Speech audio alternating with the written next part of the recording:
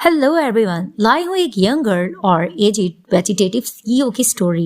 मेरे चैनल पर न्यू बने हैं तो मेरे चैनल को सब्सक्राइब कर लें ताकि इंटरेस्टिंग टाइप की स्टोरी आपको मेरे चैनल पर मिलती रहे। बिना देरी के कहानी की तरफ हम बढ़ते हैं।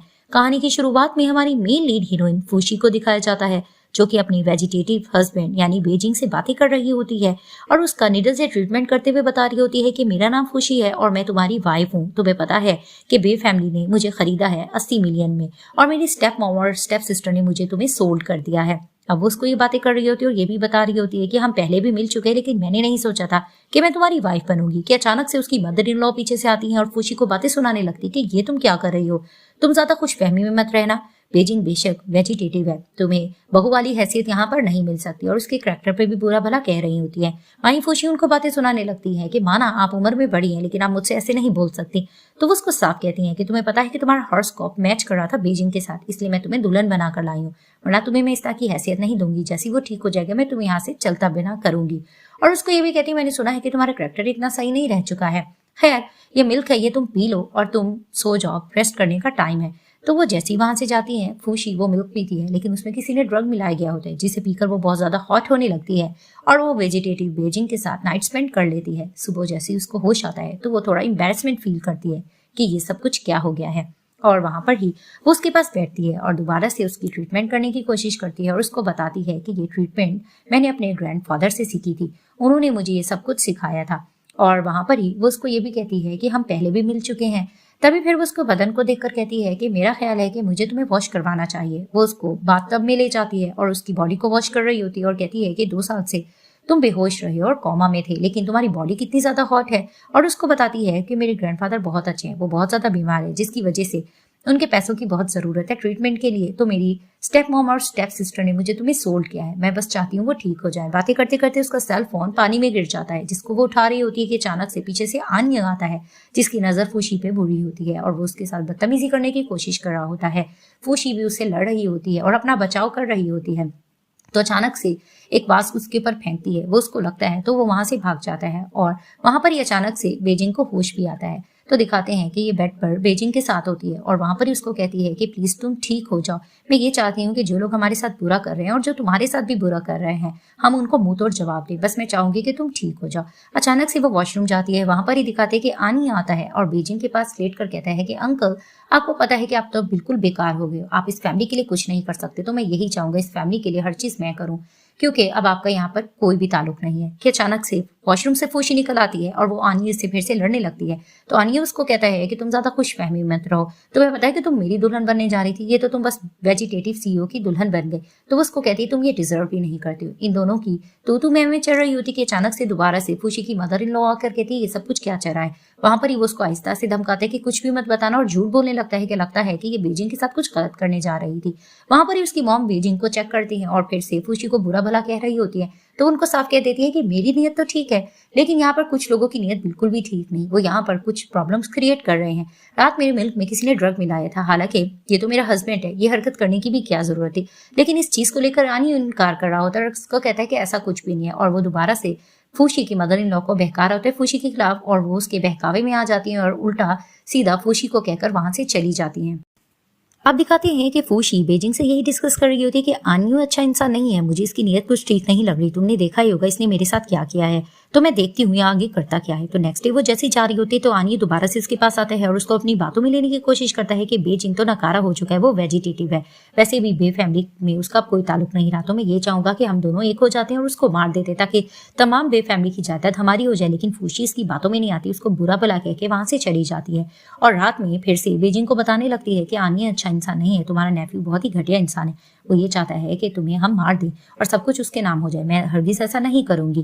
तो अचानक से वो उसकी हॉट बॉडी को देखती है जिसे टच करके बहुत वो खुश हो रही होती है और उसको कहती है कि काश तुम बिल्कुल ठीक होते तो मैं सही से तुम्हें टच कर पाती। अब नेक्स्ट डे उसकी शर्ट वगैरह चेंज कर रही होती है तो वहां पर एक न्यू कैरेक्टर जिसका नाम जेनजन है जो कि बेजिंग को पसंद करती होती है वो आ जाती है और फ्लैशबैक में दिखाया जाता है कि उसको भुलवाने वाला और कोई नहीं आनिये ही होता है और उसको बहका रहा होता है कि किस तरह से बेजिंग के फूशी करीब जा रही है और उसकी दुल्हन बनकर उसकी हर चीज हटियाना चाहती है। तो वो जैसी आती है वो लड़ने लगती है फूशी से, ये तुम क्या करी हो? तो उसको कहती है मैं उसकी शर्ट चेंज कर रही थी। लेकिन वो उसकी नेक पर निशान देकर कहती है तुम घटिया लड़की हो, मुझे पता है तुम उसके साथ क्या कर रही हो। इनकी खूब लड़ाई चलती है। तो दिखाते हैं कि ज़ेन रोने लगती है और फूशी की मदर इन लॉ के सामने यही नाटक करती है कि इसने मुझे बहुत मारा है और मेरे नीडल सर पे इतने ज्यादा लग गए हैं। तो वहां पर ही दिखाते हैं फूशी को शरारत सोचती है तो उसकी नीडल्स को हटाती है बालों से और वहां पर ये लोग ब्लेमिंग कर रहे होते हैं कि ये बीजिंग के साथ बिल्कुल भी ठीक नहीं है।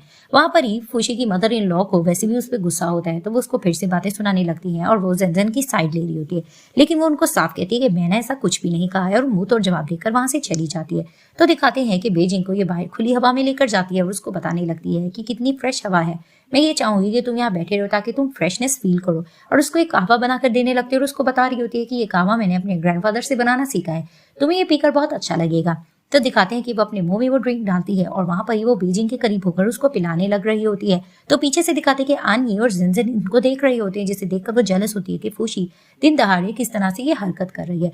तो दिखाते हैं कि वो गुस्से से आती है और फूशी से बहस कर रही होती है और गावा उस पर फेंकने लगती है जो कि बीजिंग के ऊपर भी गिर जाता है। तो दिखाते हैं कि ये लोग फूशी की मदर इन लॉ के सामने जाते हैं और फूशी को बुरा भला कहने लगते हैं और झूठा इल्जाम लगा देते हैं कि इसने बीजिंग पे किस तरह से गर्म कहवा फेंका था।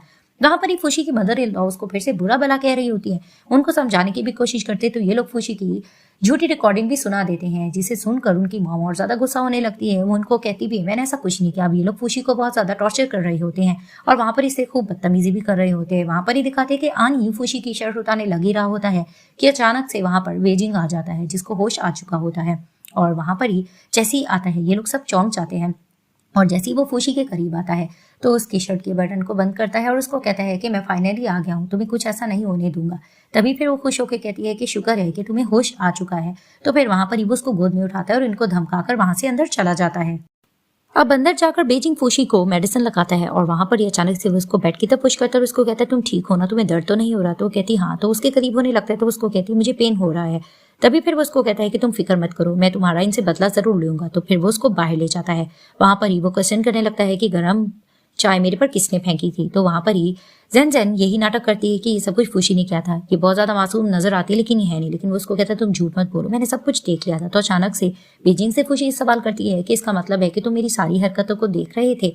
तभी वो कहता है कि हाँ मैंने सब कुछ देख लिया था। और वो थोड़ा शर्मिंदा हो रही होती है क्योंकि वो किस तरह से बीजिंग को छेड़ रही होती है। तभी फिर उसको गुस्सा आता है। वो उसको कहता है कि ठीक है, तुम लोगों ने जो कुछ किया तुम्हें उसकी सजा मिलेगी। वहां पर ही ज़ेन जाकर बेजिंग की मॉम से सॉरी वगैरह कर रही होती है लेकिन बेजिंग उसको माफ नहीं कर रहा होता और गर्म पानी मंगवा कर वो ज़ेन के हाथ पर डलवाता है। और वहां पर ही दिखाते हैं कि वो दोबारा से आनियू को भी टॉर्चर करता है कि जिस तरह से उसने फूशी को पानी में डुबकियां लगाई थी वो आनियू को भी वैसी डुबकियां लगा रहा होता है। तो बेजिंग की मॉम पीछे से आकर कहती है तुम क्या कर रहे हो, तुम इस तरह से नहीं करना चाहिए, तुम्हारा नेफ्यू है। तो वो उसको कहता है आपको मॉम नहीं पता, इसने बहुत ज्यादा ज्यादती की है। लेकिन वो उसको समझा रही होती है कि इसके पेरेंट्स की डेथ हो चुकी है, तुम्हें इसके साथ ऐसा नहीं करना चाहिए। तो फिर वो उसको कहते हैं आपको नहीं पता, बहुत घटिया इंसान है। वहां पर ही जैसे आनियू इसके सामने आता है तो बेजिंग उससे क्वेश्चन करता है कि ये बताओ कि मेरे कार एक्सीडेंट में तुम्हारा हाथ था ना? जिसे सुनकर उसकी मॉम थोड़ा शॉक्ड होती है क्या? तो फिर वो उसको बताते हैं कि हाँ कि इन सब के पीछे यही था, ये अपने मुंह से सब कुछ बताएगा कि नहीं। वहां ही दिखाते हैं कि बेजिंग की मॉम की तबीयत खराब हो जाती है तो उसको अंदर ले जाते हैं। फूशी उसका ट्रीटमेंट करती है और कहती है इनको अचानक से झटका लगा था जिसकी वजह से इनकी ऐसी कंडीशन हो गई है, तुम अपनी मॉम से बात करो, मैं बाहर जा रही हूँ। वो उसको जाने नहीं देता और कहता है कि नहीं और अपनी मॉम को बताने लगता है कि मॉम मुझे पता है आप मेरी वजह से बहुत परेशान रही हैं। तो उसकी मॉम कहती है इट्स ओके, तुम ठीक हो गए, मुझे और कुछ नहीं चाहिए। तो फिर वो उसको कहने लगते हैं मॉम मैं आपसे ये कहना चाहता हूँ कि फूशी एक अच्छी लड़की है, आप इसको अच्छे दिल से तस्लीम कर ले, मुझे पता है ये हमारे लिए बुरी साबित नहीं होगी। तो उसकी मॉम उसको साफ कहती है कि मुझे थोड़ा टाइम लगेगा इस पे ट्रस्ट करने के लिए, मैं इतने अचानक से इस पे नहीं आ सकती बातों में। लेकिन वो उसको समझाता है कि सब कुछ आहिस्ता आहिस्ता ठीक हो जाएगा। तो दिखाते हैं कि जैसे ही शॉवर लेकर फूशी निकलती तो वो मन में सोचने लगती है कि बीजिंग मेरे साथ बहुत ही ज्यादा अच्छा है।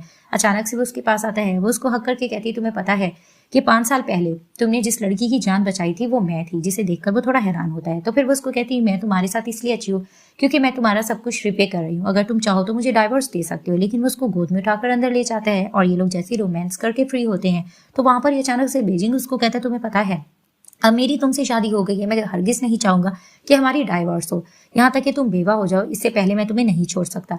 तो वो उसको कहती भी है लेकिन तुम सोच लो। उसको कहते हैं कि नहीं ऐसा कुछ भी नहीं होगा, तुम आराम करो। तो नेक्स्ट डे दिखाते हैं कि फूशी अपने ग्रैंडफादर के पास मिलने के लिए जाती है और बीजिंग को भी लेकर जाती है। वहां पर ही अपने ग्रैंडफादर को कहती है कि ग्रैंडफादर मैं आपको किसी से मिलवाने के लिए लाई हूँ। तो वो कहती है मेरा बॉयफ्रेंड है। तो बीजिंग उसको कहता है तुम हस्बैंड का क्यों नहीं बता रही? तो वो उसके मुंह पे हाथ रखकर आराम से कहती है कि नहीं मैं अचानक से उनको नहीं बताना चाहती। वहीं वो ग्रैंडफादर से कहती है कि ग्रैंडफादर सब कुछ ठीक हो जाएगा और अचानक से बेजिंग भी उसके ग्रैंडफादर के पास बैठकर कहता है कि मेरा नाम बेजिंग है और मैं फूशी से बहुत प्यार करता हूँ, मैं हमेशा इसका ध्यान रखूंगा। कि अचानक उसको कॉल आ जाती है और वहां पर ही फूशी उसको कहने लगती है कि अगर तुम्हें जरूरी काम है तो तुम जा सकते हो। तो वो उसको कहता है ठीक है और उसको किस करने लगता है। तो उसको कहती है नहीं जाओ। तो फिर वो वहां से चला जाता है। कि अचानक से वहां पर दिखाते हैं कि सूफी जो कि फूशी की स्टेप सिस्टर होती आ जाती है और लड़ने लगती है फूशी से कि ये तुम क्या कर रही हो, तुम ग्रैंडफादर को यहाँ पर क्यों उठाकर लेकर आई हो। इन दोनों की आर्ग्यूमेंट चलती है। तो फूशी उसको कहती है मेरे ग्रैंडफादर भी है, तुम लोग मुझे इससे दूर क्यों कर रहे हो। इनकी खूब लड़ाई चलती है। तो वहां पर ही वो सूफी को सबक सिखाने के लिए जोर जोर से चिल्लाती है कि लोगों ये देखो ये मेरे साथ क्या करी है। तो सूफी डरकर वहां से भाग जाती है। अब फूशी ग्रैंडफादर को अंदर हॉस्पिटल लेकर जाती है कि अचानक से सूफी और उसकी मॉम आ जाती हैं और आकर फिर से फूशी को बुरा भला कहने लगते हैं। उसके डैड भी आकर उसको थप्पड़ मारते हैं। तो फिर वो उसको कहती है डैड आप क्या कर रहे हैं। और वहां पर ही सूफी गलत फहमी डलवाने की कोशिश करती है कि ये ग्रैंडफादर के साथ कुछ गलत करिए, लेकिन फूशी कहती है ऐसा कुछ भी नहीं है, मेरे ग्रैंडफादर भी, आप लोग ऐसा क्यों कर रहे हो। तो उसके फादर भी इसको बुरा भला कह रहे होते कि अचानक से वो उनको कहती है कि याद है कि मेरे ग्रैंडफादर यही चाहते थे कि जब मेरी शादी होगी बे फैमिली में तो 20% मुझे दिया जाएगा, तो आप लोग मुझे मेरे 20% दो। तो वहां पर उसके फादर लालची होते हैं, वो भी यही चाह रहे होते हैं कि ग्रैंडफादर की जाग ना हो और सब कुछ उनके नाम आ जाए। तो उसको बहाने कर रहे होते कि नहीं नहीं अभी फिलहाल ठीक नहीं है, तुम्हारी उम्र नहीं है, लेकिन वो फिर भी डिमांड कर रही होती है। तो वहां पर ही उसके डैड थोड़ा नाटक करके सूफी को जोर से थप्पड़ मारते कि अपनी सिस्टर से सॉरी करो। तो वो गुस्से से चली जाती है। अब वो दोबारा से यही बात कर रही होती है। तो फिर वो उसको साफ कहते हैं कि नहीं तुम्हारी उम्र फिलहाल नहीं है, मैं ये चाहूंगा कि तुम कंपनी ज्वाइन कर लो, थोड़ा सा काम करो, जब तुम्हारी एज होगी तुम्हें 20% शेयर दे दिए जाएंगे। तो वो मन में सोचने लगती है मुझे पता है ये लोग मुझसे तो झूठ कह रहे हैं, लेकिन मैं सब सच जान लूंगी क्योंकि ग्रैंडफादर के पास कोई ना कोई सच तो है जो ये लोग मुझसे छुपा रहे हैं। तो वो अग्री कर जाती है। अब घर जाकर उसके डैड सॉरी करने लगते हैं सूफी से। तो वो कहती है उस लड़की के लिए आपने मुझे मारा है और आपने उसको कंपनी ज्वाइन करने का क्यों कहा, अब लोगों को पता लगेगा कि मेरी घटिया सी बहन है। तो उसकी मॉम उसको कहती है कि तुम्हारे फादर ने कुछ सोच समझ के ही तो ये फैसला लिया होगा, तो तुम उन पर छोड़ दो। और फिर उसको पटियां पढ़ाने लगती है कि तुम किस तरह से फूशी को नीचे दिखाना ये तुम अच्छी तरह से जानती हो। तो वो इस बात के लिए अग्री कर जाती है। अब जॉब पर जाने के लिए फूशी जैसे बाहर निकलती है तो बेजिंग उसके पास आता है और उसको कहता है तुम इस स्कूटी पे जाओगी। तो उसको कहती है हाँ मैं इसके लिए कंफर्टेबल हूँ। तो फिर वो उसको कार्ड देकर कहता है कि तुम अगर अपने लिए कार खरीदना चाहते हो तो तुम खरीद सकती हो। तो वो कहती है इसकी जरूरत नहीं। तो उसको कहता है नहीं ये मेरी तरफ से तुम गिफ्ट रखना, लेकिन वो उसको कहती नहीं मैं इस पर कंफर्टेबल फील करती हूँ। तो उसको हेलमेट देकर कहते हैं सही तरीके से चली जाना। तो वो जैसे ही जाती है तो फिर वहां पर इंट्रोडक्शन फूशी का कराया जाता है कि यहाँ की न्यू एम्प्लॉय है। तो फिर वहां पर ही वो 2-3 लड़कियों को देख लेती है जो कि सूफी की फ्रेंड होती है, जो कि इसको बुली करती होती है। तो वो समझ जाती है कि मुझे इनसे कैसे निपटना है। तो फिर वहां पर ही दिखाते एक लड़की कुछ ज्यादा ही फूशी से जेलस होती है और उसको बुरा भला भी कह रही होती है और उसकी गरीबी का मजाक उड़ा रही होती है। लेकिन फूशी पहली जैसी नहीं होती, वो उसको मुंहतोड़ जवाब दे रही होती है और उसकी इंसल्ट कर रही होती है। तो उसको गुस्सा आता है कि तुम मेरे साथ ये सब कुछ कैसे कर सकती हो। तो दिखाते हैं कि वो हर जगह यही गॉसिप्स फैला रही होती है कि फूशी अच्छी लड़की नहीं है और इसके खिलाफ लोगों को कर रही होती है। तो ये लोग लिफ्ट में भी खड़ी होती है, फूशी को बुरा भला कह रही होती है, लेकिन उसको फर्क नहीं हो रहा होता। जैसे ही लोग बाहर निकलती हैं तो सामने से बेजिंग की कार होती है और उसका असिस्टेंट खड़ा होता है। तो वहां पर ही वो लड़की ये नाटक कर रही होती है कि मेरे बॉयफ्रेंड की कार है और वो कुछ ज्यादा अमीर बनने की नाटक कर रही होती है। तो जैसे ही फूशी उस कार में जाने लगती है उसको धक्का देकर कहती है तुम यहाँ पर अंदर नहीं जा सकती हो, लेकिन असिस्टेंट फूशी का साइड देता है और उसको धक्का देकर कहता है ये इन्हीं की कार है। तो वो कार में बेजिंग के साथ बैठ जाती है और वहां पर ही उस लड़की को फूशी पे गुस्सा आने लगता है। तो दिखाते हैं कि जैसे ही वो उसको साइड पे लेके जाता है तो कहता है कि तुम्हारा फर्स्ट डे कैसा रहा। तो वो उसको कहती है मेरा फर्स्ट डे बहुत अच्छा रहा, लोग मुझे बुली करने की कोशिश कर रहे थे लेकिन मैंने उनको मुंह तोड़ जवाब दिया। तो वो खुश होकर कहता है तुम तो बहुत ज्यादा तेज निकली हो। खैर मैं तुम्हें ये बताना चाहता हूँ कि आज हम अच्छे से खाना वगैरह खाएंगे और फिर से ग्रैंडफादर से मिलने जाएंगे, जिसे सुनकर वो खुश होती है। जैसे ही वो ग्रैंडफादर के पास जाती है तो वो उसको बताने लगती है कि जब मैं 16 साल की थी तो मेरे ग्रैंडफादर और मेरे फादर की आपस में लड़ाई हो गई थी और अचानक से इनकी लड़ाई बढ़ गई थी कि ग्रैंडफादर सीढ़ी से गिर गए थे। उस दिन के बाद से इनकी तबीयत खराब हो गई है और इनका ट्रीटमेंट चल रहा है, लेकिन मेरे घर वाले मुझे ग्रैंडफादर से दूर रखते ताकि मैं इनका ट्रीटमेंट अच्छे से ना करवा सकूं। मुझे इस चीज को लेकर बहुत गुस्सा आता है।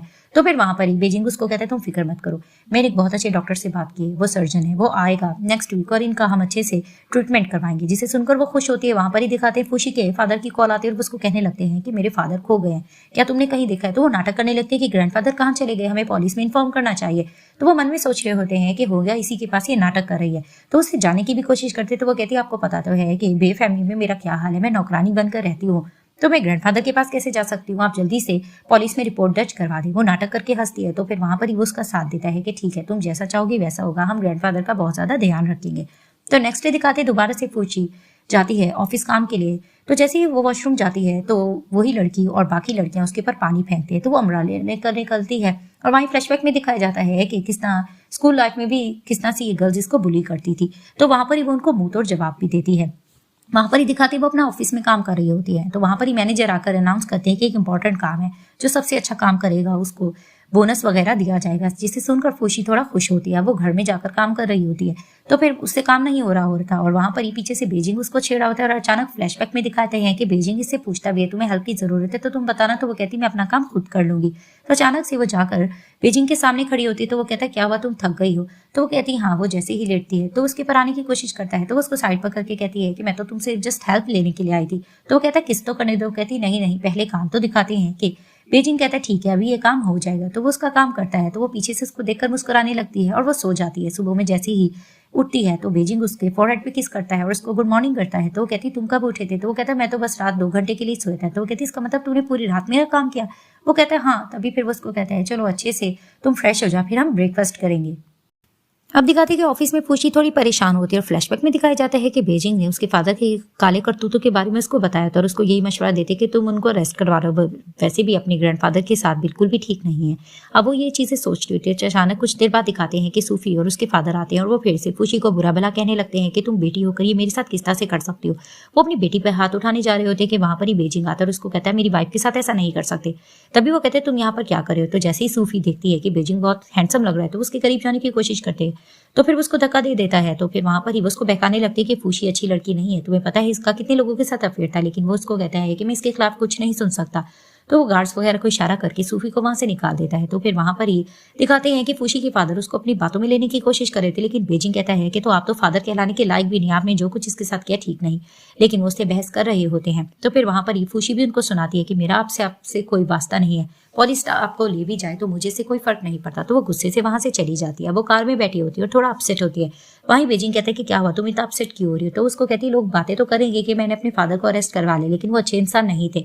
वो एक आंटी को घर पर ले आए थे और वहां पर ही वो उनकी केयर करते करते उन्होंने मेरी मॉम को धोखा दिया था और बचपन में भी किस तरह से वो सूफी का साथ देते थे और सूफी की वजह से मुझे से किस तरह से डांटते थे। तो वहां पर ही बेजिंग कहता है तुम फिक्र मत करो, मैं तुम्हारे साथ हूं ना, तुम्हारे साथ अब कुछ भी बुरा नहीं होगा। और वहां पर ही वो उसको रिंग भी देता है और उसको प्रपोज करता है कि मैं ये टाइम नहीं मिला था कि तुम्हें ये दे पाता, जिसे देखकर वो खुश होती है और उसको कहती तुमने सही से प्रपोज तो किया नहीं।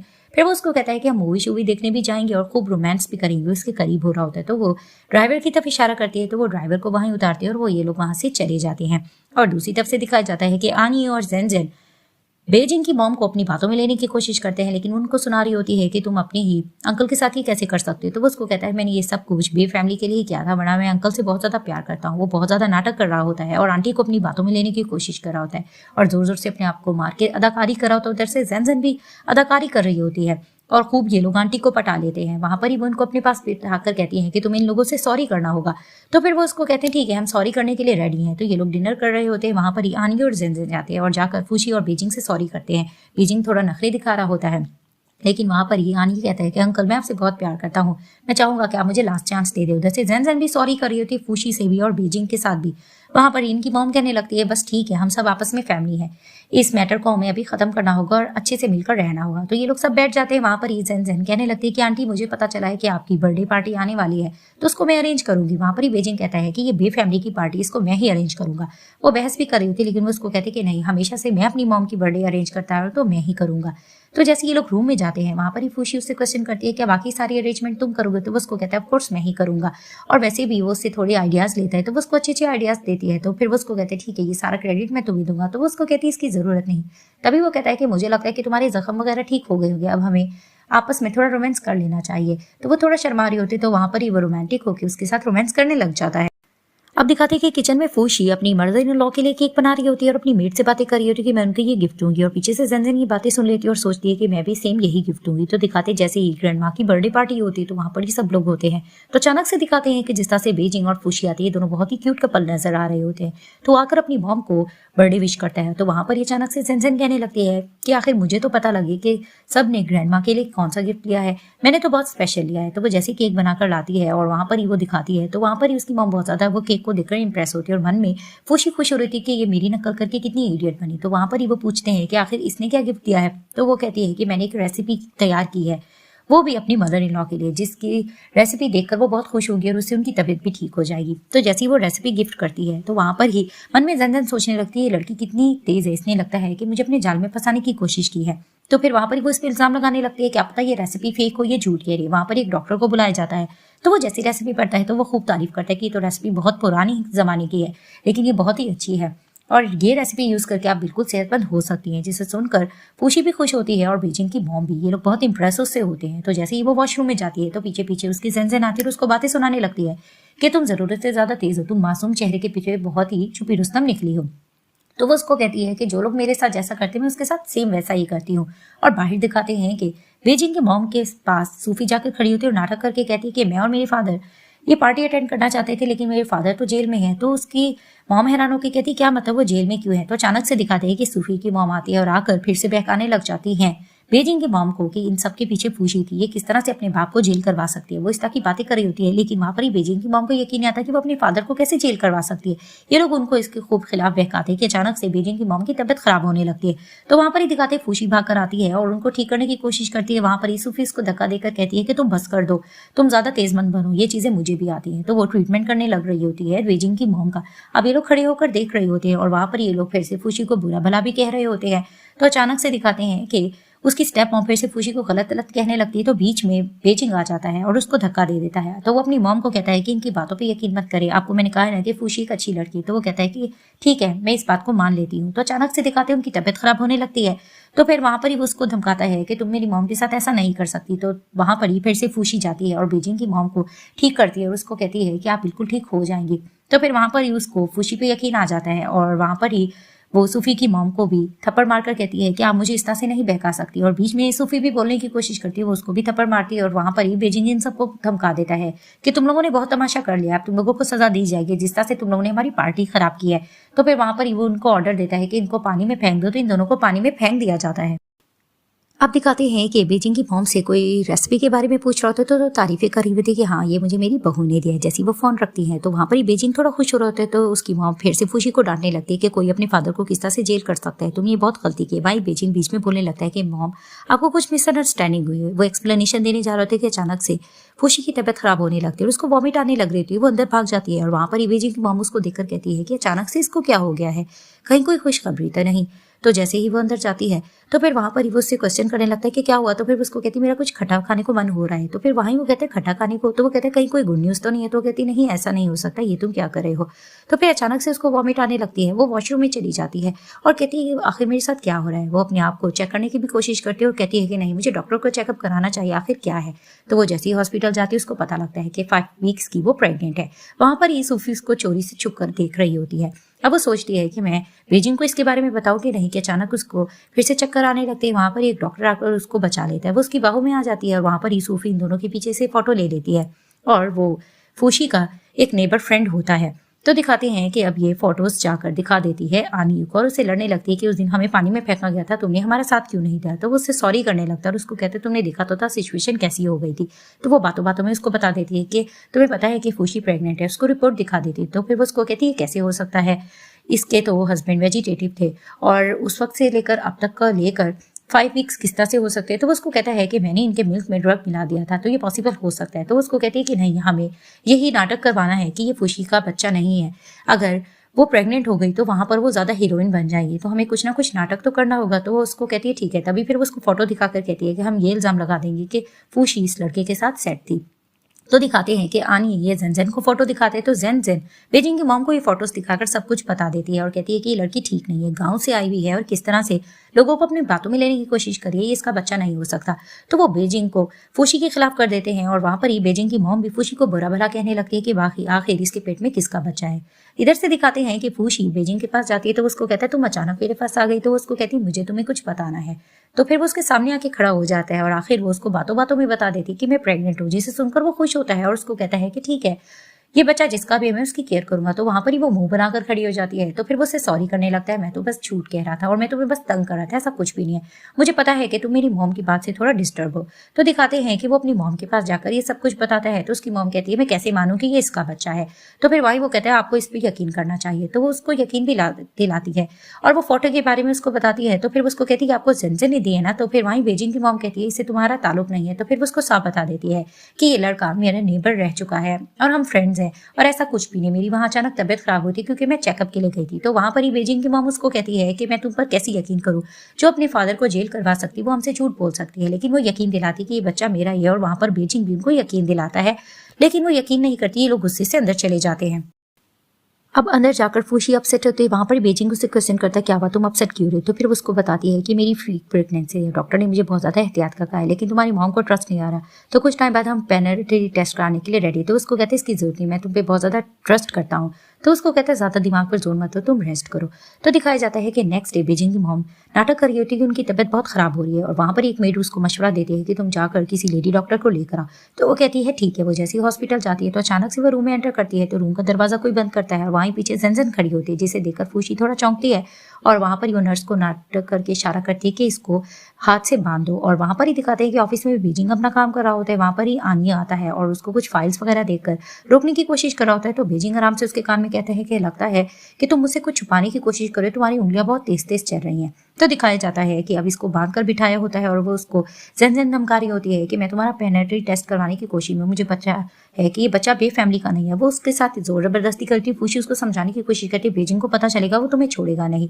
तो फिर वहां पर ही दिखाते हैं कि अचानक से फूशी से जन जख्मी हो जाती है। अचानक से वहां पर बेजिंग भी आ जाता है। तो वो आकर फूशी को कहता है तुम्हें डरने की जरूरत नहीं है। वहां पर ही बेजिंग की मॉम एंटर करती है और वो ये सब कुछ देखकर बेहोश हो जाती है। वो हॉस्पिटल में होती है। जैसे उनको होश आता है तो फिर वहां पर ही बेजिंग उनको समझाने की कोशिश कर रहा होता है। तो वो उसको साफ बता देती है कि सब कुछ मैंने प्री प्लान करवाया था, मैं बस ये जानना चाहती थी कि फूशी के पेट में किसका बच्चा है। तो वो अपनी मॉम से लड़ने लगता है कि मैंने आपको 100 बार बताया है कि ये फैमिली का ही बच्चा है, आप इस तरह से उस पर इल्जाम क्यों लगा रही है। लेकिन वो उसको साफ कहती है या तो तुम्हें इस लड़की को चुना होगा या मुझे चुना होगा। उनको समझाने की भी कोशिश कर रहा होता है, वो नहीं समझ रही होती। वहां पर ही फूशी फैसला ले लेती है कि मैं आप सबको ये बताना चाहती हूँ ये बेफैमिली का ही बच्चा है, लेकिन अगर आपको ट्रस्ट नहीं है तो मैं बेजिंग को डाइवर्स देने के लिए रेडी हूँ। तो फिर वहां पर ही थोड़ा सा बेजिंग थोड़ा सा चौंक जाता है और अपनी मॉम को कहता है मुझे थोड़ा टाइम दे दे, मैं आपसे कह रहा हूँ ना बाद में हम ये पेनल्टी टेस्ट वगैरह करवा लेंगे, हमें थोड़ा टाइम तो दिया जाए क्योंकि इसकी तबीयत कुछ ठीक नहीं है। लेकिन उसकी मॉम इनकार कर रही होती है। तो वहां पर ही फूशी कहने लगती है ठीक है, मैं इतना कहना चाहती हूँ ये बच्चा बेफैमिली का है, अगर ये ना हुआ तो आज के बाद मैं आप लोगों के सामने नहीं आऊंगी और हमेशा के लिए बेजिंग को छोड़कर चली जाऊंगी।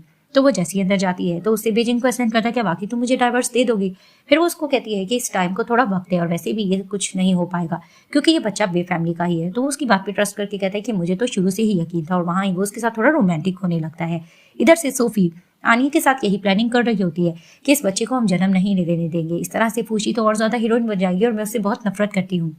तो वो उसके साथ ये कन्वर्सेशन कर रही होती है कि अचानक उसकी उसी डॉक्टर पे नजर पड़ती है जो कि फूशी का फ्रेंड होता है। तो वो कहती है कि वाओ मेरे लिए तो हर चांस बन रहा है। तो वो उसके पास जाकर बैठ जाती है और बातों बातों में उसको कहने लगती है कि तुम्हें पता है फूशी तुम्हारी बहुत ज्यादा तारीफ करती है और हर बार यही कहती है कि वो तुम्हें पसंद करती है। तो वो कहता है इस चीज का क्या फायदा, उसने शादी कर ली है, वो प्रेग्नेंट भी है। तो वो उसको जानबूझ के झूठ कहती है कि तुम्हें पता है उसकी जबरदस्ती शादी हुई है और उसका हस्बैंड उसको बहुत ज्यादा टॉर्चर करता है। तो नेक्स्ट डे दिखाते हैं कि फूशी बेजिंग के साथ जैसे ही चेकअप के लिए जाती है तो फिर वहां पर ही वो उसको कहते हैं तुम्हारे हाथ पे ये जख्म का निशान कैसे है। तो वो कहती है ये तो बस मुझे लग गया था। तो वो उसके हस्बैंड पे थोड़ा डाउट कर रहा होता है। वहां पर ही वो उसको कहता है कि अच्छे से सप्लीमेंट्स तुम लेना। तो वहां पर ही बीच में बेजिंग कहने लगता है कि हमारी नर्स है वो उसको सारी एडवाइसेस दे देगी। तो जैसे ही वो चली जाती है तो वो मन में सोचने लगता है कि मैं फूशी के साथ गलत होता नहीं देख सकता, मैं इसको अपनी लाइफ पे दोबारा लूंगा। अब दिखाते हैं कि वही डॉक्टर फूची को मिलने के लिए बुलाता है। तो फिर वो उसको कहती है तुमने मुझे यहाँ पर क्यों बुलाया। और वहां पर ही वो देखता है कि यहाँ पर कोई कैमरास वगैरह नहीं लगे। तो वो कहता है कि मैं इसको अच्छे से किडनैप करके लेके जा सकता। तो उसको कहता है तुम चुप रहो, तुम्हें मुझे फॉलो करना होगा। वो जबरदस्ती उसको कार में बिठा कर ले जाते हैं। वो उसे क्वेश्चन भी करती है कि तुम आखिर मुझे क्यों लेके जा रहे हो। वो उसको साफ कहता है कि बेजिंग तुम्हारे साथ ठीक नहीं। वो उसको यकीन भी दिलाती है, लेकिन वो उसको तरह तरह की बातें सुना रहा होता है कि नहीं मुझे पता है कि तुम्हें एक बीमारी है, तुम हर तरह से उसका कहना मान रहे हो। तो वो मन में सोचने लगती है कि ये किस तरह की बातें करो। उसको कहती लगता है तुमने कुछ ज्यादा मूवीज देख ली। और दूसरी तरफ से दिखाते हैं कि बेजिंग कॉल्स कर रहा होता है फूशी को और वहीं उसको डाउट होने लगता है कि कॉल अटेंड क्यों नहीं कर रही है। तो दिखाते हैं वो उसको जबरदस्ती लेके जा रहा होता है। वहां पर ही फूशी समझ जाती है कि मैं बच तो सकती नहीं। तो वो नाटक करने लगती है मुझे बहुत जोर से वॉशरूम आया है, तुम कार को रोकोगे। तो उसको कहता है तुम झूठ बोले। तो उसको कहती है मैं प्रेग्नेंट हूँ, क्या तुम्हें पता नहीं है। तो वहां पर ही दिखाते हैं कि वो उसको उतारता है और उसको रस्सी बांध देता है कि मैं सिर्फ कुछ देर तक वेट करूंगा, अगर तुम वापस ना आ सकी तो मैं रस्सी पीछे खींचूंगा, तुम्हें वापस आना होगा। तो उसको कहती है तुम्हें मुझ पर ट्रस्ट करना होगा, मैं वॉशरूम ही करने जा रही हूँ। तो दिखाते हैं कि वो ग्रीनरी की तरफ निकल जाती है। कुछ देर तक वो वेट करता है तो वो रस्सी को पीछे की तरफ खींचता है। तो दिखाते हैं फूची वहां से भाग चुकी होती है। तो भागते भागते सामने से एक कार आ रही होती है, वो उस कार को रोकती है। कुछ लोग वहां से निकलते हैं तो उनको कहती है मुझे किसी ने किडनैप किया, प्लीज मेरी हेल्प करो। तो वो लोग थोड़ा हैरान हो रहे होते हैं कि अचानक से वो डॉक्टर पीछे से आता है और दोबारा से इसको पकड़ लेता है और उनको बताता है ये मेरी वाइफ है, आप इनकी बातों में मत आइए, ये पागल है। तो फिर वहां पर ही उसको गुस्सा आता है, वो उस लेडी के हाथ से मोबाइल को फेंकती है। तो वो लेडी चिल्लाने लगती है कि तुम्हें अब इसकी प्राइस पे करना होगी। तो फिर वहीं दिखाती है वो डॉक्टर कहता है ठीक है मैं इसकी प्राइस पे कर दूंगा, वो उसको वहाँ पर ही पैसे वगैरह सेंड कर देता है और दोबारा से फूशी को किडनैप करके कार में बिठा कर ले जाता है और वहाँ पर ही वो उसको कहता है कि तुम चुप करके मेरे साथ चलो। और वो मन में सोचने लगता है मैं नहीं बच सकती हूँ, आई विश कि बेजिंग मुझे ढूंढ ले। तो दिखाते हैं कि बेजिंग को थोड़ा डाउट हो जाता है, तो वो जिस तरह से फॉलो करते करते उस रास्ते में पहुंच जाते हैं। वहाँ पर ही वो देखता है कि फूशी की शूज गिरे होते हैं, जिसे देखकर वो और चौंक जाते हैं और वहाँ पर ही उसके गार्ड्स वगैरह बता रहे होते हैं कि यहाँ से उसी डॉक्टर की कार गुजरी है, जिसे देखकर वो और ज्यादा घबराने लगता है। तो दिखाते हैं कि फूशी को एक जगह पे ले जाता है वही डॉक्टर। तो वो उसको बहाना कर रही होती है कि तुम्हें रेस्ट करना होगा, तो उसको कहता है नहीं मुझे रेस्ट की जरूरत नहीं। अब वो नाटक करने लगती, तुमने मुझे बहुत जोर से बांधा हुआ है, प्लीज मुझे खोलो। वो उसको कहता है तुम झूठ बोल रही हो। तो कहती सच में तुम देखो। वो पीछे से उसको खोलने की कोशिश कर रहा होता है कि अचानक से बेजिंग अपने गार्ड्स के साथ आखिर वहां पहुंच जाता है। वहां पर ही उस डॉक्टर को गुस्सा आता है, वो एक पानी पिलाने लग रहा होता है फूशी को और उसको कहता है कि इसके नजदीक आने की कोशिश मत करना, मैंने इसमें एक ऐसी चीज मिलाई है जिससे तुम्हारा बच्चा नहीं बच सकता। वहीं बेजिंग उसको रोक रहा होता है कि नहीं इस बच्चे को कुछ भी मत करना। तभी वो कहता है ठीक है मैं जैसा कहूंगा तुम्हें करना होगा, तुम्हें इस खिड़की से छलांग मारनी होगी। तो वहीं फूशी उसको रोक रही होती है, लेकिन बेजिंग कहता है इस बच्चे को कुछ मत करना, मैं छलांग मारने के लिए तैयार हूँ। लेकिन वहां पर ही वो उससे ये भी क्वेश्चन करता है कि तुम ये सब कुछ क्यों करे, क्या तुम फूशी को पसंद करते हो। और वहीं फ्लैशबैक में दिखाया जाता है कि बचपन में किस तरह से ये लोग स्कूल इकट्ठे जाते थे और ये फूशी का नेबर होता है यही डॉक्टर। तो फिर वहीं वो कहता है कि तुम ज्यादा बातें मत करो, तुम खिड़की से छलांग मारो वरना मैं इसको ये पानी पिला दूंगा। अब वो जबरदस्ती फूशी के साथ करने की कोशिश कर रहा होता है। वहां पर ही बेजिंग डर जाता है और वो खिड़की से छलांग मारता है। वहां पर ही फूशी बहुत ज्यादा घबरा जाती है और उसको लगता है कि बेजिंग हमेशा से उसको छोड़कर चला गया है। वहां पर ही वो डॉक्टर को जोर से थप्पड़ मारकर कहती है तुम ये मेरे साथ कैसे कर सकते हो। तो फिर वो उसको कहता है मैं तुम्हें पसंद करता हूँ और मैं नहीं चाहता कि तुम्हारे साथ लाइफ में कुछ गलत हो। तो फिर उसको कहती लगता है तुम इडियट हो, मैं अपनी लाइफ में बहुत ज्यादा खुश थी, तुमने ये बहुत गलत किया, तुम मर्डरर हो। वहां पर ही वो जा रही होती है, अचानक बेहोश हो जाती है और दिखाते हैं कि बेजिंग के गार्ड्स आकर उस डॉक्टर को पकड़ लेते हैं। अब दिखाते हैं कि जैसे ही फूशी को होश आता है तो वो डर रही होती है कि बेजिंग उसके पास नहीं, वो रो रही होती है। तो वहां पर ही बेजिंग का गार्ड उसको समझाने की कोशिश करता है प्लीज आप रोए मत, आपकी तबीयत खराब हो सकती है, वैसे डॉक्टर ने कहा है कि आपका बच्चा बिल्कुल ठीक है। लेकिन वो रो रही होती है कि शायद बेजिंग हमेशा के लिए उसको छोड़कर चला गया है। वहां पर ही बॉडीगार्ड उसके पास टिश्यू रखता है और वहां पर ही दिखाते हैं अचानक से बेजिंग आ जाता है, जिसे देखकर फूशी बहुत ज्यादा खुश होती है और उसको जोर से गले लगाकर रोने लगती है कि तुम इतनी देर से मेरे सामने क्यों आए हो। तभी वो उसको कहता है कि मैं बस ये जानना चाहता कि वाकई तुम्हें मेरी फिक्र भी है कि नहीं।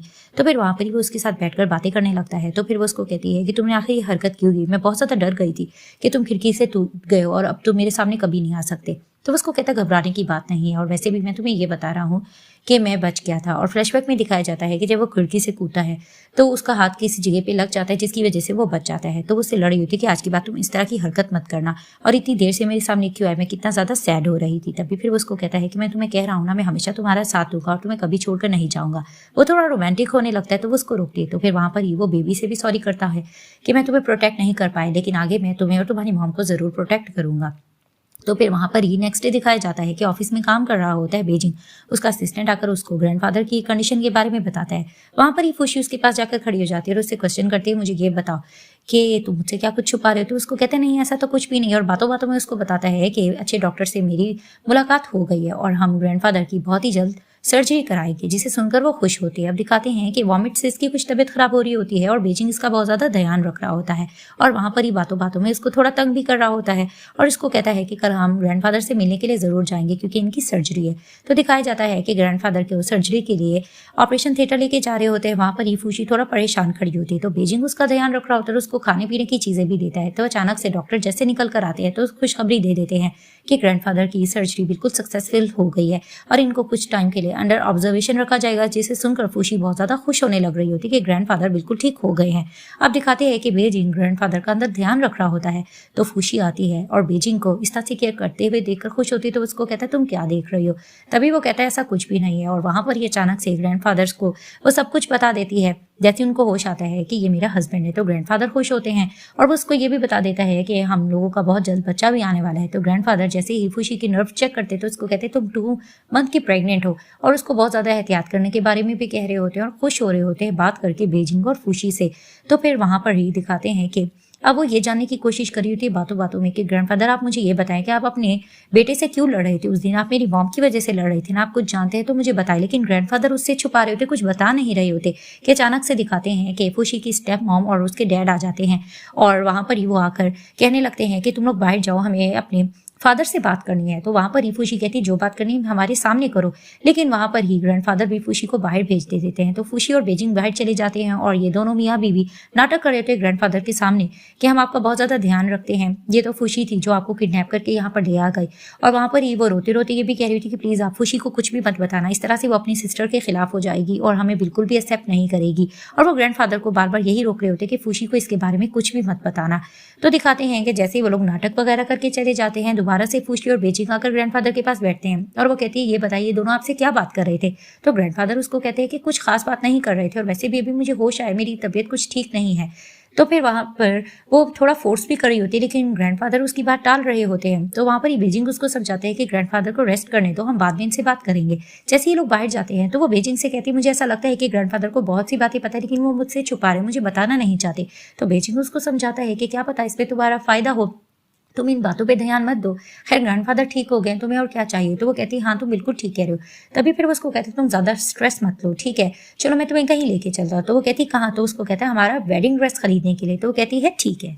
अब दिखाया जाता है कि सूफी अपना ड्रेस सिलेक्ट कर रही होती है शूटिंग के लिए। वहां पर ही उसको एक ड्रेस पसंद आ जाता है, तो फिर वो लेडी उसको इनकार कर रही होती है कि नहीं ये बे फैमिली ने ये ड्रेस खरीद लिया है, ये मैं आपको नहीं दे सकती। तो वो मन में सोचने लगता है कि ये बेजिंग ने फूशी के लिए पसंद किया। वहीं दिखाते हैं कि बेजिंग आ जाता है और सूफी को मुंह तोड़ जवाब देने लगता है कि ये तुम्हारे लिए ड्रेस प्रिपेयर नहीं किया गया। और वो जिस तरह से फूशी की तारीफ कर रहा होता है उसको बताने लगता है कि एक मंथ पहले ही मैं ये तुम्हारे लिए पसंद कर गया था, ये तुम पे बहुत फिट होगा।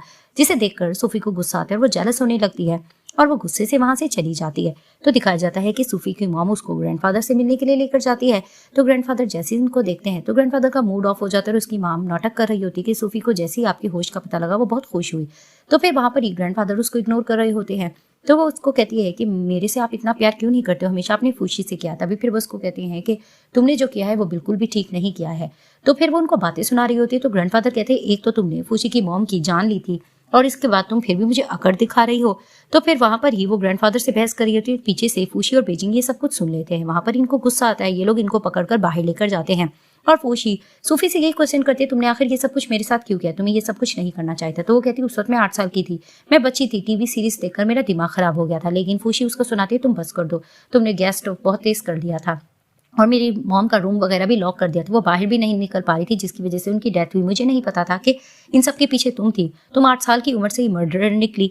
वो दोनों इस चीज को लेकर आर्ग्यूमेंट कर रही होती है, लेकिन सूफी को कोई भी रिग्रेट नहीं होता, वो उसको उल्टा सुना रही होती है इसमें क्या हो गया, कंपनसेट कर लेते हैं, बेशक तुम रिच फैमिली में जा चुके हो। लेकिन वो उसको थप्पड़ लगाकर कहती है कि तुमने ये बहुत गलती की है, मैं तुम्हें माफ नहीं करूंगी। और बीजिंग भी आकर फूशी का साथ दे रहा होता है और सूफी को कहता है कि मैं इंटरनेट पर तुम्हारी हर बात फैला दूंगा, तुम्हें कहीं पे भी काम नहीं मिलेगा। ये बात सुनकर उसको गुस्सा आने लगता है। वो लोग इनको सुनाकर वहां से चले जाते हैं और पीछे से सूफी की मॉम सुना रही होती है फूशी को कि तुम्हारी मॉम ही मिस्ट्रेस थी हम दोनों की लाइफ में, वरना मैं और तुम्हारे फादर एक दूसरे से बहुत प्यार करते थे, तुम्हारी मॉम ने ही सीड्यूस करके उनको हासिल किया। तो कार में वो ये सब कुछ सोच रही होती है और अपना बचपना भी। तो वहां पर ही यकीन दिलाता है बेजिंग के तुम दूसरों की बातों पर यकीन मत करो, तुम्हारी मॉम कैसी थी। तो फिर उसको कहती है मेरी मॉम तो बहुत ज्यादा अच्छी थी, ये सब कुछ झूठ बोल रही है, वो मिस्ट्रेस नहीं हो सकती। तो बेजिंग कहता है ऑफ कोर्स मुझे भी ऐसा लगता है, जिस तरह तुम अच्छे हो तुम्हारी मॉम भी अच्छी होगी, तुम फिक्र मत करो, सब कुछ ठीक हो जाएगा। अब दिखाते हैं कि फूशी के फादर को कोई बता देता है कि सारी हकीकत फूशी को पता चल गई है, जिसे सुनकर वो थोड़ा सैड होते हैं। और वहीं दिखाते हैं कि बेजिंग फूशी को उसके फादर से मिलवाने के लिए जाता है। वो थोड़ा डर रहे होते हैं, तो वो कहती मैं ऊपर जाकर रेस्ट करना चाहती हूँ। वो जैसी रूम में जाती है तो वहां पर ही वो सोचती है कि मैं अपनी मॉम की डायरी आज पढ़ के रहूंगी। तो वो अपनी मॉम की डायरी पढ़ लेती है, जिससे उसको साफ पता लग जाता है कि किस तरह से उसके फादर ने उसकी मॉम को चीट किया था और उसको मेडिसिन दिया था। वो नीचे आकर अपने फादर से बहुत ज्यादा लड़ती है और उनको बातें सुनाती है कि मुझे सब पता चल गया है कि किस तरह से आप मेरी मॉम को फ्रॉड कर रहे थे और किस तरह से आपको सूफी की हकीकत भी पता था कि उसने मेरी मॉम को मारा है। वो बहुत ज्यादा अपनी भड़ास निकालती है और वहां पर ही बेजिंग भी उसका साथ देता है। वो सुनाकर वहां से चली जाती है। जैसे ही वो जाती है वो फिर से क्वेश्चन बेजिंग से करने लगती है कि कहीं तुम्हारी लाइफ में तो कोई नहीं है। तो उसको कहता है ऐसा कुछ भी नहीं, मैं सिर्फ तुम्हें ही पसंद करता हूँ, मैं बस ये चाहता हूँ कि तुम हमेशा हेल्दी वेल्दी और खुश रहो। तो वो कहती है कि जब से मैं प्रेग्नेंट हुई हूँ मैं वैसे भी बहुत ज्यादा खुश होने लग रही हूँ। तो ये दोनों क्वालिटी टाइम स्पेंड करने लगते हैं। इधर से सूफी को बता दिया जाता है कि वो प्रेग्नेंट है, यानी कि वो आनी से प्रेग्नेंट हो चुकी होती है। तो दिखाती है कि बेजिंग फूशी को अपनी मॉम से मिलवाने के लिए जाता है। तो उसकी मॉम उसको ताना देती है कि लगता है कि बीवी के मिलते ही तुम माँ को भूल गए। तो वो उसको कहता है ऐसा नहीं है। और वहां पर ही वो फूशी का चेकअप वगैरह डिटेल्स वगैरह भी अल्ट्रासाउंड दिखाता है, जिसे देखकर उसकी माँ बहुत खुश होती है। और कुछ देर बाद दिखाते हैं कि ये लोग आपस में गपशप कर रहे होते कि अचानक से सूफी आ जाती है और आकर यही क्लेम करती है कि तुम इस बच्चे के बाप बनने वाले हो, यानी वो आनिया से कहती है। लेकिन वो इनकार कर देता है कि नहीं, तुम जैसी लड़की किसी के साथ भी सो सकती है। इनकी इस चीज को लेकर आर्ग्यूमेंट चलती है और वहां पर ही बेजिंग की मॉम भी उसको बुरा भला कह रही होती है कि मैं तुम जैसी लड़कियों को जानती हूँ। वहीं अचानक दिखाते हैं कि जैसे ही फूशी आती है तो सूफी उसको देखती है और जेलस होने लगती है और उसको कहती है सब कुछ तुम्हारी वजह से हो रहा है, तुम्हारी वजह से लोग मुझसे नफरत कर रहे हैं। तो वो गुस्से से उस पर हमला करने जा रही होती है तो बेजिंग उसका साथ देता है और सूफी को धक्का लगता है। वहां पर ही दिखाते हैं कि उसका मिसकैरेज हो जाता है तो हॉस्पिटल उसको उसकी मॉम लेकर जाती है।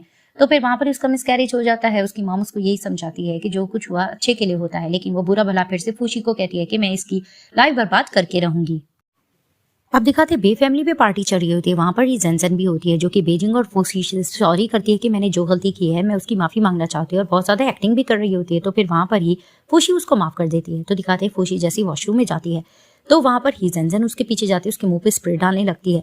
तो दिखाया जाता है कि फूशी उससे बच जाती है और दूसरी तरफ से दिखाया जाता है कि आनियू को भी किसी ने ड्रग दिया गया होता है और वो बहुत ज्यादा हॉट हो रहा होता है। और वहां पर दिखाते हैं कि जेनियू को भी फूशी ने ड्रग दे दिया होता है। तो ये दोनों एक दूसरे के साथ नाइट स्पेंड कर लेते हैं और नीचे वहां पर ये सूफी पहुंच जाती है। सूफी ने ही आनियू को ड्रग दिया होता है क्योंकि उसे बता लेना चाह रही होती है। वहां ही दिखाती है कि सबके पास मैसेज आता है कि रूम नंबर 201 में एंटर किया जाए। तो सब लोग जैसे ऊपर भागते हैं तो दिखाया जाता है कि वहां पर ही जेन और यान एक साथ सोए हुए होते हैं, जिसे देखकर सब लोग हैरान होते हैं। और वहां पर ही दिखाते हैं कि जैसे ही आनियू को याद आता है कि उसको ड्रग देने वाली तो सिर्फ सूफी थी, वो उसे लड़ने लग रहा होता है। वहां पर ही बेजिंग की मॉम आती है और आकर जैसे ही सब कुछ देखती है वो बेहोश हो जाती है। तो दिखाते हैं कि सब बेजिंग की मॉम के पास खड़े होते हैं। तो फिर वहां पर ही क्वेश्चन करने लग रहा होता है आनी से बेजिंग की ये सब कुछ कैसे चल रहा था। तो वो सॉरी करके कहता है कि मुझे फंसाया गया था और अब मुझे सबक मिल गया है कि ये मेरे साथ बहुत ही गलत हुआ है। तो दिखाया जाता है कि बाहर ले जाता है बेजिंग आनी को और उसको समझाने लगता है कि जब से तुम्हारे पेरेंट्स की डेथ हुई थी हम तुम्हारा बहुत ख्याल रखते हैं, लेकिन हमें नहीं पता था कि तुम हमारे साथ ऐसा करोगे। लेकिन उसको अपनी गलती का एहसास हो रहा होता है, वो सब कुछ समझ जाता है। तो उसको कहता है कि तुम मेरे भाइयों की तरह हो और अब मुझे अकल आ गई है, अब मैं आइंदा ऐसी गलती नहीं करूंगा। यानी कि आनियू को भी सब कुछ समझ आ जाता है। और दूसरी तरफ से दिखाते हैं कि बेजिंग की मॉम देख रही होती है फूशी की तरफ और उससे थैंक्स करती है कि तुमने सब कुछ क्लियर कर दिया है। और ये भी कहती है हमेशा से मैंने तुम्हें गलत समझा था, लेकिन अब मुझे यकीन आता है कि तुम वाकई अच्छी लड़की हो। बेजिंग बिल्कुल ठीक तुम्हारे बारे में कह रहा था। तभी वो कहती है आंटी आप मुझे शर्मिंदा मत करें। तो उसको कहती है कि ड्रॉवर में एक रिंग पड़ी है, वो मुझे उठा के दो। तो फिर वहां पर ही वो उसको रिंग देकर कहती है कि तुम इस फैमिली की अब बहू हो और मैंने तुम्हें सच्चे दिल से एक्सेप्ट कर लिया है। ये रिंग तुम्हारे लिए ही बनी थी। यानी ये दोनों आपस में फिर सुलह कर लेती हैं।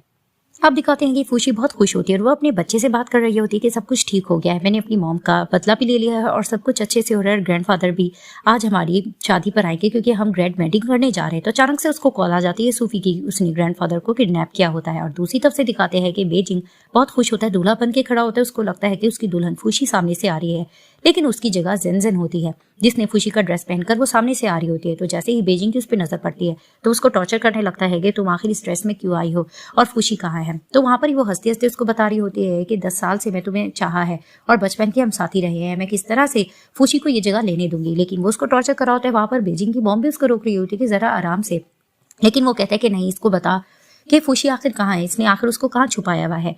तो वो पागलपन में हंस हंस के इस तरह की बातें कर रही होती है। तो दिखाते हैं कि बेजिंग फूशी को ढूंढने के लिए चला जाता है और फूशी जैसे ही उस लोकेशन पर जाती है तो सूफी ग्रैंडफादर को कब्जे में लेकर खड़ी होती है और उसको साफ कह रही होती है कि अब तुम देखो सही, मैं जैसा कहूंगी तुम्हें वैसा करना होगा। वो उसको रोकने की भी कोशिश कर रही होती है तो वो उसके पास चाकू फेंक कर कहती है कि तुम्हें अपनी जान लेना होगी, वरना देखो मैं ग्रैंडफादर के साथ कुछ भी कर सकती हूँ। और वहां पर ही फूशी उसको राम राम से समझा भी रही होती है, लेकिन वो उसकी कुछ नहीं सुन रही होती। इनकी इस चीज को लेकर आर्ग्यूमेंट चल रही होती है, उसको धमकाई जा रही होती है।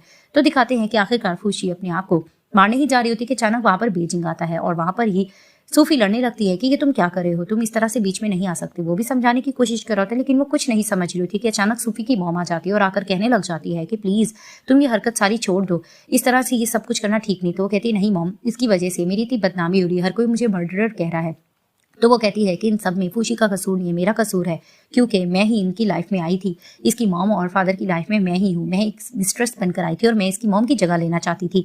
यानी वो सारी हकीकत बता देती है कि मेरी वजह से सारी मिसअंडरस्टैंडिंग हुई है। लेकिन सूफी कहती है नहीं, मुझे यकीन नहीं आ रहा, आप बहुत अच्छी थी, इसकी मॉम ही अच्छी नहीं थी। लेकिन वो उसको साफ बताती है कि नहीं, ये मेरी वजह से ही तुम लोगों में दुश्मनी है, वरना ऐसा कुछ भी नहीं है। वो यकीन नहीं कर रही होती। तो फिर वहां पर ही दिखाते हैं कि उसकी मॉम कहती है ठीक है, अगर तुम मेरा कहना नहीं मानोगी तो मैं अपनी जान ले लूंगी। तो वहीं सूफी अपनी मॉम को प्रोटेक्ट करने के लिए चली जाती है। तो दिखाते हैं कि ये लोग सब ग्रैंडफादर के पास भाग जाते हैं।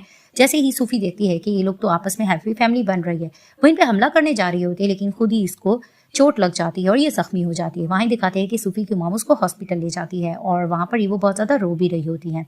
और इधर से दिखाया जाता है कि बेजिंग और फूशी बहुत खुश होते हैं और फाइनली ये लोग शादी करने जा रहे होते हैं और ग्रैंडफादर भी इनकी शादी में होते हैं। ये दोनों एक दूसरे को रिंग एक्सचेंज करते हैं और फाइनली हैप्पी मैरिड हो जाते हैं। और दिखाया जाता है कि चेकअप के लिए बेजिंग फूशी को हॉस्पिटल लेके जाता है। वहां पर इसका नेबर डॉक्टर फ्रेंड भी होता है जो कि इनसे सॉरी भी करता है कि मिसअंडरस्टैंडिंग हो गई थी, मुझे नहीं पता था। और वो यही कहता है कि इसकी कभी भी डिलीवरी हो सकती है। तो वहां पर ही दिखाते हैं अचानक से खुशी की तबीयत खराब होने लगती है, वो जोर जोर से चिल्ला रही होती है।